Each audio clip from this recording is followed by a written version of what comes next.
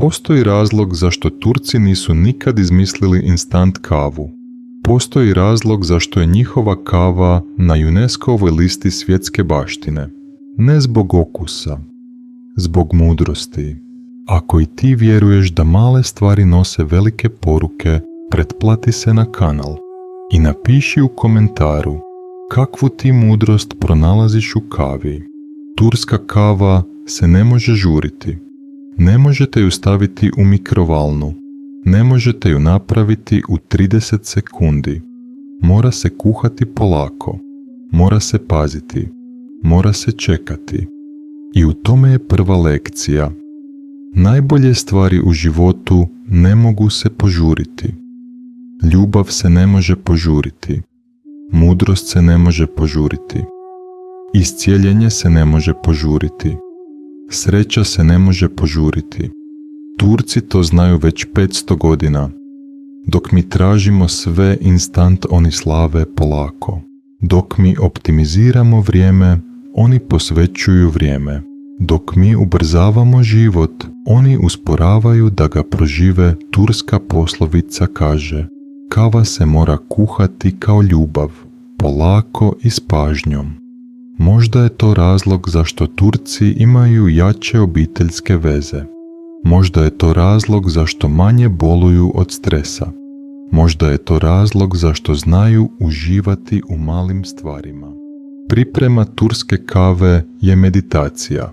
Prvo, uzimate džezvu u ruke. Osjećate njen hladni metal, težinu bakra koji je prenio toplinu tisućama šaka prije vas. Svaka džezva nosi priče onih koji su je držali, onih koji su čekali da im se kava skuha.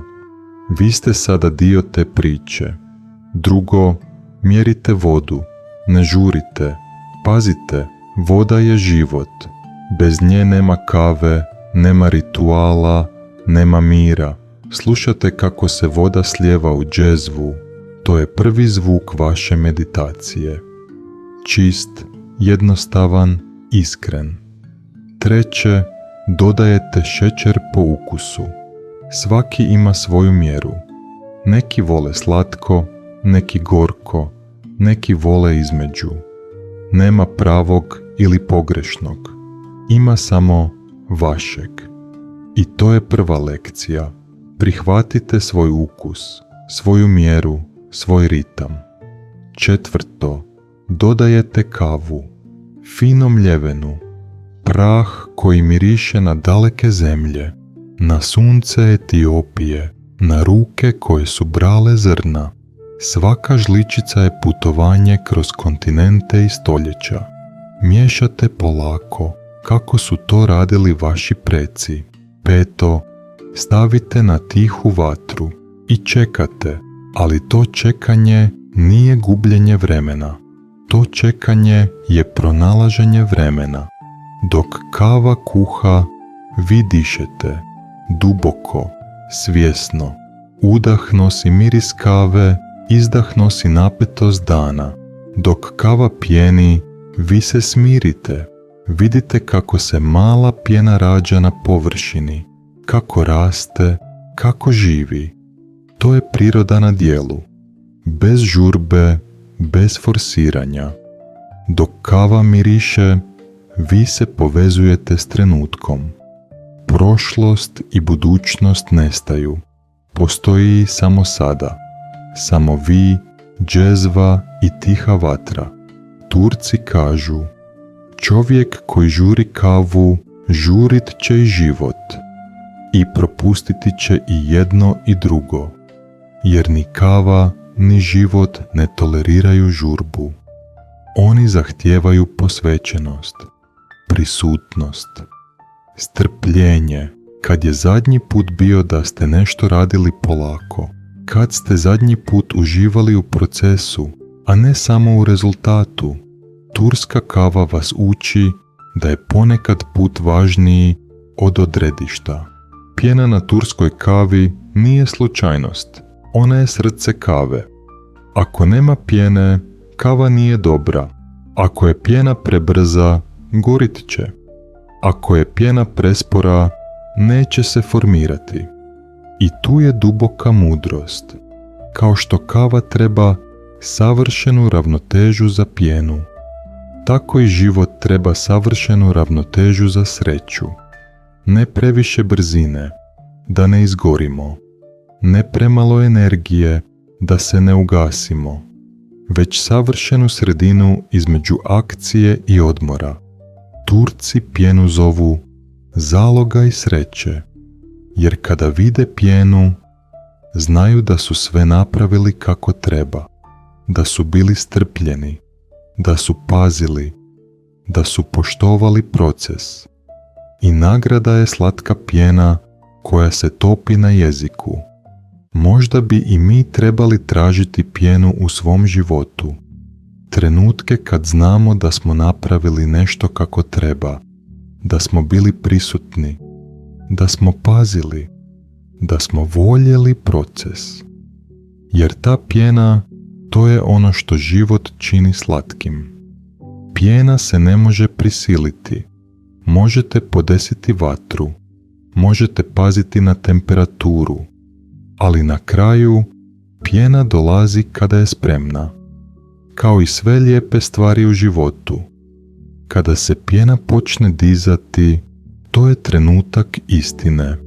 Morate biti tu, potpuno prisutni, čitati signale, reći da u pravom trenutku.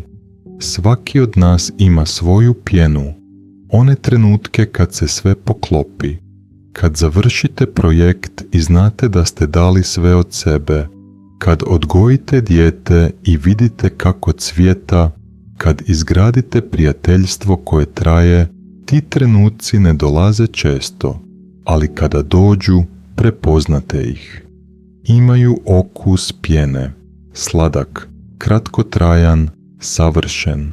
Pjena je kratkotrajna, topi se na jeziku, nestaje s vremenom, ali njen utjecaj ostaje. Tako je i s našim najljepšim trenucima. Kratkotrajni su, ali oblikuju nas.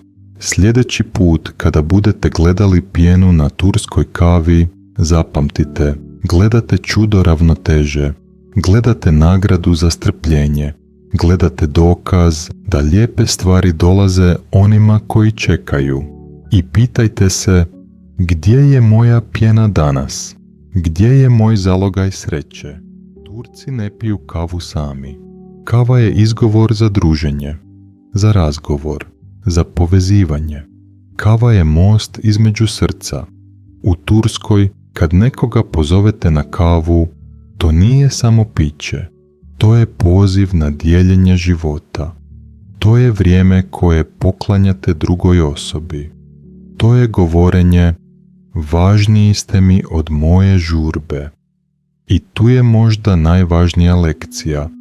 Turci su shvatili da se najbolji razgovori ne događaju u žurbi, da se najdublje veze ne grade preko poruka, da se prava bliskost ne postiže u prolazu, već u sjedenju, u gledanju u oči, u dijeljenju tišine. Kad je zadnji put bio da ste s nekim popili kavu bez mobitela na stolu? Kad je zadnji put bio da ste razgovarali dok vam se kava hladila? Turska kava vas uči da je to možda najveći poklon koji možete dati. Kada Turci pozovu na kavu, oni postavljaju scenu za intimnost. Mali filđani koji vas prisiljavaju da usporite, slatko na stolu, čaša vode koja čisti nepce i misli. Sve je osmišljeno da produži trenutak, da ne možete popiti kavu u žurbi i otići. Morate ostati, morate biti tu. Morate se predati ritmu koji nije vaš, već ritmu veze. Turci kažu, kava treba biti crna kao pakao, jaka kao smrt, slatka kao ljubav. Ali pravu ljubav kava pokazuje kroz dijeljenje. Kada pripremite kavu za nekoga, vi im govorite, vrijedi mi vremena. Kada s nekim sjedite i čekate da se kava skuha, vi govorite, vrijedite mi strpljenja. A kada zajedno pijete u tišini, Razumijete da neke najveće istine ne trebaju riječi. Trebaju samo prisutnost. Trebaju samo srce koje sluša. Trebaju samo trenutak koji nije nikog drugog. Možda je vrijeme da se vratimo tom ritualu, da pozovemo nekoga na pravu kavu. Ne na kavu u prolazu, ne na kavu brzo, već na kavu koja traje, na kavu koja povezuje. Jer u svijetu brzih poruka i brzih susreta, turska kava ostaje podsjetnik. Najvažnije stvari se ne mogu žuriti. Ni kava, ni ljubav, ni prijateljstvo.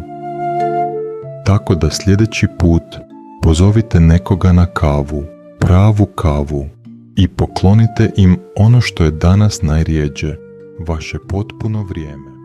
Na dnu svake turske kave ostaje talog i Turci ga ne bacaju. Oni ga čitaju, jer vjeruju da talog govori budućnost. Možda je dublja mudrost ovdje. Možda talog predstavlja sve ono što smo proživjeli, sve iskustvo koje se taložilo dok smo pili kavu života, sve lekcije koje su ostale na dnu naše duše. Turci kažu, čovjek koji ne gleda u talog ne zna odakle dolazi. Možda i mi trebamo češće čitati svoj talog.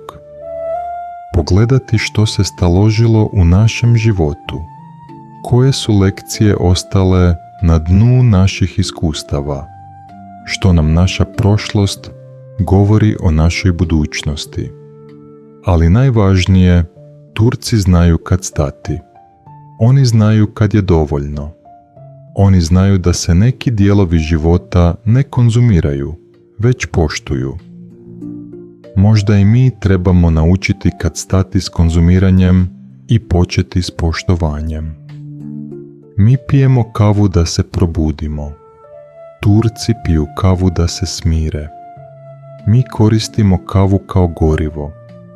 Oni je koriste kao kočnicu. Mi pijemo kavu da idemo brže. Oni piju kavu da idu mudrije. I tu je možda najveća razlika između našeg i njihovog pristupa životu. Mi konstantno ubrzavamo. Oni konstantno podešavaju ritam. Turci imaju riječ telaš, što znači nepotrebna žurba. Oni vjeruju da je telaš korijen svih problema, da kad žurite bez razloga, gubite i razlog i cilj, da kad trčite kroz život, propuštate život. Možda je zato turska kava tako spora, da nas nauči da ne mora sve biti brzo, da ne mora sve mora biti efikasno, da ponekad najvažnije što možemo napraviti je ništa. Sjediti, čekati, biti prisutni i pustiti da se život sam otkriva. Evo kako primijeniti mudrost turske kave u modernom životu. Prvo, stvorite jutarnji ritual. Ne ustajte i odmah trčite. Dajte sebi 15 minuta za polako buđenje. Kao što kava treba vrijeme da kuha. Drugo, vježbajte polako jedenje. Ne gutajte hranu. Okušajte svaki zalogaj, kao što Turci okušavaju svaki gutljaj kave. Treće, napravite pauzu prisutnosti. Kad god se uhvatite da žurite, stanite. Duboko udahnite 3 puta, kao što čekate da se kava ohladi. Četvrto, kvaliteta nad količinom. Radije jedan dobar razgovor nego 10 brzih, kao što je bolja jedna dobra kava nego 5 loših. Peto, naučite čitati svoj talog. Na kraju dana razmislite što se dogodilo, što ste naučili, kao što Turci čitaju talog na dnu šalice. Šesto, poklanjanje vremena. Kad nekoga volite, Poklonite mu svoje vrijeme, bez mobitela, bez žurbe, kao što Turci dijele kavu i život. Jer mudrost turske kave nije u kavi. Mudrost je u načinu kako pristupamo životu. Polako, svjesno, s poštovanjem. Možda je upravo mudrost turske kave ono što našem brzom svijetu treba. Podsjećanje da sve ne mora biti instant, da sve ne mora biti optimizirano, da ponekad najproduktivnija stvar koju možete napraviti je stati. Život vam kaže da stanete, kaže vam to kroz umor, kaže vam to kroz stres, kaže vam to kroz osjećaj da nešto propuštate, ali vi to ne čujete jer ste preglasni da biste čuli. Možda je vrijeme da napravite sebi tursku kavu, ne zato što je ukusna, već zato što vas prisiljava da čekate, da budete prisutni, da poštujete proces, da živite umjesto da samo postojite. Turci kažu, kava nije dijete slijepca, što znači kava vidi sve i pokazat će vam istinu ako joj dajete vremena. Možda je vrijeme da damo životu vremena da nam pokaže svoju istinu. Ako ste zaboravili kako stati i disati, komentirajte polako i počnite današnji dan drugačije. Pretplatite se za više mudrosti koje spajaju istok i zapad, tradiciju i modernost. Do tada napravite si kavu, polako, i naučite što vam život pokušava reći. Ostavljam vas još 1 minutu da budete sami sa sobom. Samo vi i vaš dah. I tišina koja govori glasnije od bilo koje riječi.